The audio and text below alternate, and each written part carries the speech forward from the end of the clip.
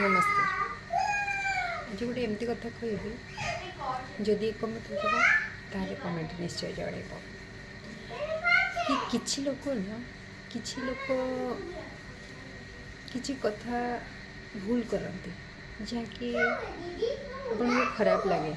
किंतु फिर भी आपण क्षमा कर दियंती सेटा बचपना भूल भावी हाँ पिलाटा भूल कर देछि कि हाँ सी हाँ बड़ लोक तो कहीदे छाड़ क्षमा कर दिया